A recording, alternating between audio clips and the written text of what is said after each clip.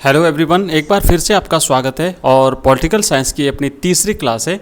तो तीसरी इस क्लास में हम करेंगे कुछ महत्वपूर्ण इंपॉर्टेंट प्रश्न उत्तर, जिसमें रिक्त स्थान वाले प्रश्न उत्तर भी रहेंगे, अति लघुतरात्मक प्रश्न उत्तर भी हैं, लघुतरात्मक भी हैं और साथ ही साथ निबंधात्मक प्रश्न उत्तर भी हैं। एग्जाम से पहले इस वीडियो को कंप्लीट देख के जाइए। आपका कंप्लीट रिवीजन 4 वीडियोज़ में हम करने जा रहे हैं। कंप्लीट आपकी जो पॉलिटिकल साइंस है उसका रिवीजन, जिसके 2 वीडियोज़ आपको पहले ही मिल चुके हैं, ये तीसरा है और जस्ट आपको थोड़ी देर में चौथा वीडियो मिलेगा। तो आइए फटाफट से देखते हैं। पहला प्रश्न है, वारसा संधि की स्थापना का मुख्य कारण के देशों का मुकाबला करना था। तो वारसा संधि जो की थी सोवियत संघ ने, आपको पता होगा 1955 में, इसकी स्थापना का मुख्य कारण था नाटो के देशों का मुकाबला करना। नाटो की स्थापना जो है वो अमेरिका ने करी थी 1949 में। दूसरा प्रश्न है, समाजवादी सोवियत गणराज्य कब अस्तित्व में आया? तो समाजवादी सोवियत गणराज्य 1917 में अस्तित्व में आया था। तीसरा प्रश्न है, अन्य पिछड़ा वर्ग को आरक्षण देने का प्रस्ताव मुद्दे में किया गया था, मंडल मुद्दे में किया गया था। मंडल आयोग की स्थापना हुई थी बृंदेश्वरी प्रसाद मंडल की अध्यक्षता में। नेक्स्ट है, संयुक्त राष्ट्र संघ का सबसे जाना पहचाना पद क्या है? तो वो है महासचिव का पद। संयुक्त राष्ट्र संघ का सबसे जाना पहचाना पद है। अगला प्रश्न है, पश्चिमी उत्तर प्रदेश और हरियाणा के किसानों का एक संगठन था, उसका नाम है भारतीय किसान यूनियन, BKU, भारतीय किसान यूनियन। नेक्स्ट क्वेश्चन है, आचार्य नरेंद्र देव कौन थे? तो आचार्य नरेंद्र देव जो है ये प्रसिद्ध स्वतंत्रता सेनानी और कांग्रेस सोशलिस्ट पार्टी के संस्थापक थे। बौद्ध धर्म के प्रसिद्ध विद्वान थे और किसान आंदोलन के सक्रिय नेता थे। स्वतंत्रता प्राप्ति के बाद उन्होंने प्रजा सोशलिस्ट पार्टी का नेतृत्व किया था। नेक्स्ट क्वेश्चन है, 1985 में सोवियत संघ में सुधारों की श्रृंखला की शुरुआत किसने की थी? तो 1985 में जो है मिखाइल गोर्बाचोव, जो कि सोवियत संघ के अंतिम राष्ट्रपति थे, इन्होंने सोवियत संघ में सुधारों की श्रृंखला जो है वो शुरुआत की थी। इन्होंने 2 प्रकार के वहाँ पर 2 प्रकार के जो है इन्होंने योजनाएं चलाई थी। नेक्स्ट है, कौन से सन में का साल अभूतपूर्व हिंसा और विस्थापन की त्रासदी का साल रहा था? तो हमारे देश के लिए 1947 का जो साल था वो अभूतपूर्व हिंसा और विस्थापन की त्रासदी का साल था, क्योंकि जब देश आज़ाद हुआ तो यहाँ पर हिंसाएं भड़की थी और विस्थापित हुए थे, हजारों लोग, लाखों लोग विस्थापित हुए थे। नेक्स्ट प्रश्न है, द्वितीय विश्व युद्ध कब से कब तक चला था? 1939 से लेकर 1945 तक दूसरा विश्व युद्ध चला था और 1945 में दूसरा विश्व युद्ध समाप्त होते ही शीत युद्ध की शुरुआत जो वो हो गई थी। नेक्स्ट प्रश्न है, भारत के 2 राष्ट्रीय दलों के नाम लिखिए। तो भारत के 2 राष्ट्रीय दल हैं, भारतीय राष्ट्रीय कांग्रेस और दूसरी है भारतीय जनता पार्टी। नेक्स्ट प्रश्न है, पश्चिम के साथ शांतिपूर्ण सह अस्तित्व का सुझाव रखने वाले सोवियत संघ के नेता कौन थे? तो यह है निकिता खुश्चेव। नेक्स्ट प्रश्न है, भारत ने स्वतंत्रता के पश्चात विकास का कौन सा प्रतिमान अपनाया? तो भारत ने नियोजित विकास का प्रतिमान मॉडल अपनाया था। नियोजित विकास का प्रतिमान मॉडल भारत ने स्वतंत्रता के पश्चात अपनाया था। अगला प्रश्न है, राष्ट्रीय महिला आयोग की स्थापना कब हुई थी? 1992 में, 1992 में राष्ट्रीय महिला आयोग की स्थापना हुई थी। याद रखिए, इंपॉर्टेंट प्रश्न है। अगला क्वेश्चन है, किन्हीं 3 किसान आंदोलनों का वर्णन कीजिए। तो आपको 3 किसान आंदोलन में लिखना है। एक तो है तिभागा आंदोलन। तिभागा आंदोलन 1946-47 में बंगाल में प्रारंभ हुआ था और यह आंदोलन मुख्यतः जोतदारों के विरुद्ध मजूली किसान और बटाईदारों का संयुक्त प्रयास था। तो जो जोतदार थे उनके विरुद्ध ये जो छोटे किसान थे इन्होंने किया था। इस आंदोलन का मुख्य कारण भीषण अकाल था। तो दूसरा जो आंदोलन था वो था तेलंगाना किसान आंदोलन। तो तेलंगाना आंदोलन हैदराबाद राज्य में 1946 में जागीरदारों द्वारा की जा रही जबरन और अत्यधिक वसूली के विरुद्ध चलाया गया एक क्रांतिकारी किसान आंदोलन था। और तीसरा आंदोलन है आधुनिक आंदोलन। 1980 के दशक में महाराष्ट्र, गुजरात और पंजाब के किसानों ने कपास के दामों को कम किए जाने के विरोध में इस आंदोलन को चलाया था। नेक्स्ट प्रश्न है 15वां, शीत युद्ध के दौरान भारत और सोवियत संघ के बीच आर्थिक संबंधों की विवेचना कीजिए। तो आप यहाँ पे लिखेंगे कि शीत युद्ध के दौरान भारत और सोवियत संघ के बीच में आर्थिक संबंध घनिष्ठ थे, यथा सोवियत संघ ने भारत की सार्वजनिक क्षेत्र की कंपनियों को ऐसे वक्त में आर्थिक और तकनीकी मदद दी जब ऐसी मदद पाना मुश्किल था। दूसरी बात, भारत में जब विदेशी मुद्रा की कमी थी तब उसने रुपयों में भारत के साथ व्यापार किया था। अगला प्रश्न है, ओजोन परत में छेद होने से पारिस्थितिकी तंत्र पर क्या प्रभाव पड़ेगा? तो ओजोन परत में छेद होने से धरती के ऊपरी वायुमंडल में ओजोन गैस की मात्रा में लगातार कमी हो रही है। इससे ओजोन परत में छेद होना कहते हैं। इससे पारिस्थितिकी तंत्र और मनुष्य के स्वास्थ्य पर एक वास्तविक खतरा मंडरा रहा है। इसके कारण विश्व में तापमान में वृद्धि हो रही है और जलवायु परिवर्तन के दुष्प्रभाव हमारे सामने आ रहे हैं। भारत और श्रीलंका के दो समान विशेषताएं लिखिए। नेक्स्ट प्रश्न है 17वां। तो आपको भारत और श्रीलंका के बीच में दो समानताएं इस प्रकार लिखनी है कि भारत और श्रीलंका दोनों ही ब्रिटेन के अधीन रहे और कुछ माह के अंतराल से इन्हें स्वतंत्रता मिली। भारत 1947 में स्वतंत्र हुआ था और श्रीलंका 1948 में स्वतंत्र हुआ था।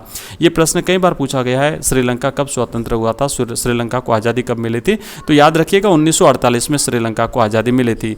नेक्स्ट प्रश्न है नेक्स्ट जो इसका दूसरा पॉइंट है, स्वतंत्रता के बाद दोनों ही देशों में लोकतांत्रिक शासन चला आ रहा है। 18वां प्रश्न है, शीत युद्ध में विचारधारा के स्तर पर क्या लड़ाई थी? तो आप लिखेंगे कि शीत युद्ध में विचारधारा की लड़ाई इस बात को लेकर के थी कि पूरे विश्व में राजनीतिक, आर्थिक और सामाजिक जीवन को सूत्रबद्ध करने का सबसे बेहतर सिद्धांत कौन सा है? अमेरिकी गुट जहां उदारवादी लोकतंत्र और पूंजीवाद का पक्षधर था, वहीं सोवियत संघ गुट की प्रतिबद्धता समाजवाद और साम्यवाद के लिए थी। नेक्स्ट प्रश्न है, भारत ने सोवियत संघ के साथ आपसी मित्रता की संधि पर कब हस्ताक्षर किए थे? तो भारत ने 1947 में आपसी मित्रता पर हस्ताक्षर किए थे। नेक्स्ट क्वेश्चन है 20वां, भारत और पाकिस्तान के बीच शिमला समझौता कब हुआ था? तो भारत और पाकिस्तान के बीच में 1972 में शिमला समझौता हुआ था और 1966 में ताशकंद समझौता भारत और पाकिस्तान के बीच में हुआ था। नेक्स्ट प्रश्न है, स्वतंत्र भारत के समक्ष विकास के कौन कौन से दो मॉडल थे? तो विकास के दो मॉडल थे, एक था पूंजीवादी मॉडल और दूसरा था समाजवादी मॉडल। नेक्स्ट प्रश्न है, नेक्स्ट क्वेश्चन है, भारत देश के विभाजन से सर्वाधिक प्रभावित दो राज्य कौन कौन से थे? तो विभाजन के समय पंजाब और बंगाल, क्योंकि दोनों का ही विभाजन हुआ था। बंगाल को भी दो भागों में विभाजित किया, पंजाब को भी दो भागों में विभाजित किया था। नेक्स्ट प्रश्न है, दूसरी पंचवर्षीय योजना के योजनाकार कौन थे? तो पीसी मेहलनोबिस दूसरी पंचवर्षीय योजना के योजनाकार थे और ये भारतीय सांख्यिकी संगठन के जनक भी माने जाते हैं। और दूसरी जो पंचवर्षीय योजना थी ये पीसी मेहलनोबिस के मॉडल पर आधारित थी। नेक्स्ट क्वेश्चन है, हिंदुत्व अथवा हिंदूपन शब्द किसने गढ़ा था? तो ये शब्द जो है वो वीडी सावरकर, विनायक दामोदर सावरकर ने गढ़ा था। अगला प्रश्न है, यूगोस्लाविया का विघटन किस प्रकार हुआ? तो यूगोस्लाविया का विघटन जो है, यूगोस्लाविया में गहन जातीय संघर्ष हुआ और सन 1991 में यूगोस्लाविया कई प्रांतों में विभाजित हो गया। यूगोस्लाविया में शामिल बोस्निया, हर्जेगोविना, स्लोवाकिया और क्रोएशिया ने अपने आप को स्वतंत्र राष्ट्र घोषित कर दिया था। नेक्स्ट प्रश्न है 26वां, सुरक्षा की पारंपरिक अवधारणा में किस खतरे को सर्वाधिक खतरनाक माना जाता है? तो सुरक्षा की जो पारंपरिक अवधारणा है इसमें सैन्य खतरे को किसी देश के लिए सबसे ज्यादा खतरनाक माना जाता है। इसका स्रोत कोई दूसरा देश होता है जो सैन्य हमले की धमकी देकर के संप्रभुता, स्वतंत्रता और क्षेत्रीय अखंडता जैसे किसी देश के केंद्रीय मूल्यों के लिए खतरा पैदा करता है। नेक्स्ट प्रश्न है, अपरोध का तर्क किसे कहते हैं? तो अपरोध का तर्क, अगर कोई देश शत्रु देश पर आक्रमण करके उसके परमाणु हथियारों को नाकाम करने की कोशिश करता है तब भी दूसरे के पास उसे बर्बाद करने लायक हथियार बच जाएंगे, इसी को अपरोध का तर्क कहा जाता है। नेक्स्ट प्रश्न है, उन कारणों का वर्णन कीजिए जिनकी वजह से सरकार ने उड़ीसा में इस्पात उद्योग स्थापित करने का राजनीतिक निर्णय लेना चाहा। तो इस्पात की विश्वव्यापी मांग बढ़ने पर उड़ीसा एक महत्वपूर्ण राज्य के रूप में उभरा, क्योंकि उड़ीसा में लौह अयस्क का एक विशाल भंडार था। उड़ीसा की राज्य सरकार ने इसका लाभ उठाते हुए अंतर्राष्ट्रीय इस्पात निर्माताओं और राष्ट्रीय स्तर के इस्पात निर्माताओं के साथ एक सहमति पत्र पर हस्ताक्षर किए थे। नेक्स्ट प्रश्न है, एंटी बैलिस्टिक संधि कब और क्यों की गई? तो इसका उत्तर है कि एंटी बैलिस्टिक संधि सन 1972 में एंटी बैलिस्टिक संधि की गई थी। इस संधि ने अमेरिका और सोवियत संघ दोनों को बैलिस्टिक मिसाइलों को रक्षा कवच के रूप में इस्तेमाल करने से रोका। इस संधि ने दोनों को ऐसी रक्षा प्रणाली के व्यापक उत्पादन से रोक दिया था। नेक्स्ट प्रश्न है, स्वतंत्रता के बाद महिलाओं की स्थिति में क्या परिवर्तन हुआ? तो लिखेंगे कि स्वतंत्रता के बाद महिलाओं की स्थिति में पुरुषों को नेक्स्ट किसी भी प्रकार की समानता के बाद महिलाओं को पुरुषों के समान समानता का दर्जा प्राप्त हुआ। महिलाएं किसी भी प्रकार की शिक्षा या प्रशिक्षण को चुनने के लिए स्वतंत्र हैं। वे सार्वजनिक सेवाओं के हर क्षेत्र में अपनी भूमिका निभा रही हैं, परंतु ग्रामीण समाज में अभी भी महिलाओं के साथ भेदभाव किया जाता है, जिसे दूर किए जाने की आवश्यकता है। यद्यपि कानूनी तौर पर महिलाओं को पुरुषों के समान अधिकार प्रदान किए गए हैं, परंतु आदिकाल से चली आ रही पुरुष प्रधान व्यवस्था में व्यवहारिक रूप में महिलाओं के साथ अभी भी भेदभाव किया जा रहा है। नेक्स्ट प्रश्न है 1940 और 1950 के दशक में नियोजन के पक्ष में दुनिया भर में हवा क्यों बह रही थी? इसका उत्तर है कि अर्थव्यवस्था के पुनर्निर्माण के लिए नियोजन के विचार को 1940-50 के दशक में पूरे विश्व में जन समर्थन मिला, क्योंकि यूरोप, जापान, जर्मनी ने युद्ध की विभीषिका झेलने के बाद नियोजन द्वारा अपनी अर्थव्यवस्था पुनः खड़ी कर ली थी। सोवियत संघ ने भी नियोजन के द्वारा शानदार आर्थिक प्रगति की थी।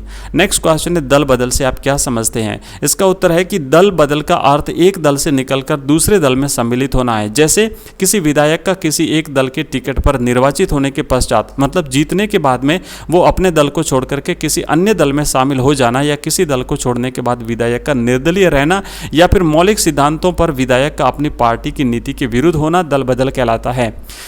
नेक्स्ट प्रश्न है पर्यावरण की सुरक्षा की दृष्टि से भारत के पावन वन प्रांतर पर एक टिप्पणी लिखिए। तो लिखेंगे कि पावन वन प्रांतर का अर्थ बहुत से पुराने समाजों में धार्मिक कारणों से प्रकृति की रक्षा करने का चलन है। भारत में विद्यमान पावन वन प्रांतर इस चलन का सुंदर उदाहरण है। पावन वन प्रांतर प्रथा में वनों के कुछ हिस्सों को काटा नहीं जाता। इन स्थानों पर देवता अथवा किसी पुण्यात्मा का निवास माना जाता है। इन्हें ही पावन वन प्रांतर या देव स्थान कहा जाता है।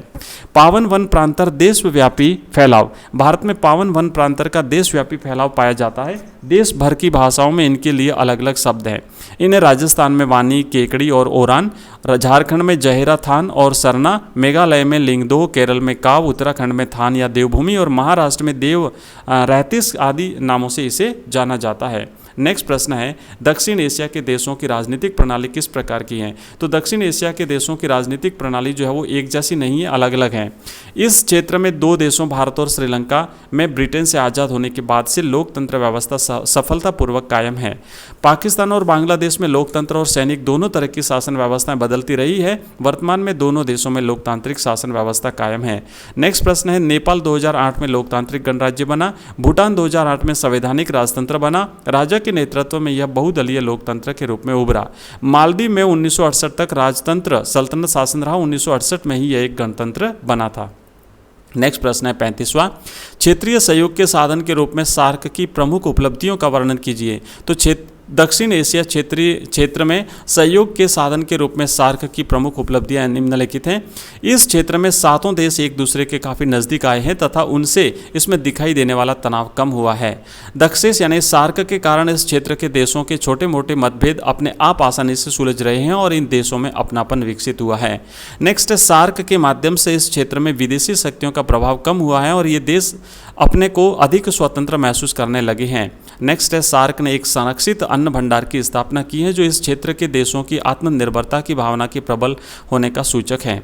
नेक्स्ट प्रश्न है 1969-71 के दौरान इंदिरा गांधी की सरकार द्वारा सामना किए जाने वाली किन्हीं दो समस्याओं का उल्लेख कीजिए। तो दो समस्याएं थी। पहला तो ये था कि उन्हें सिंडिकेट के प्रभाव से मुक्त होकर अपना निजी मुकाम बनाने की चुनौती थी और दूसरा था 1967 के चुनाव में जो जमीन कांग्रेस के हाथ से खिसक गई थी उससे पुनः हासिल करना था। नेक्स्ट प्रश्न है अंटार्कटिका महादेशीय क्षेत्र की विशेषताएं बताइए। तो अंटार्कटिका महादेशीय इलाका 1,40,00,000 वर्ग किलोमीटर में फैला हुआ है। विश्व के निर्जन क्षेत्र का 26% हिस्सा इसी महादेश के अंदर है। यह महादेश हिम और जल का भंडार है। इस महादेश का 3,60,00,000 वर्ग किलोमीटर तक अतिरिक्त विस्तार समुद्र में है। सीमित स्थलीय जीवन वाले इस महादेश का समुद्री पारिस्थितिकी तंत्र बहुत अत्यंत उर्वर है। और इसी के साथ इस क्लास को हम यहीं पर करते हैं समाप्त। बहुत बहुत धन्यवाद आप सभी का इस क्लास को देखने के लिए। नेक्स्ट वीडियो जल्दी आपको मिलने वाला है। एग्जाम से पहले कंप्लीट रिवीजन करके जाइएगा। आप सबको best of luck for your exam. Thank you very much.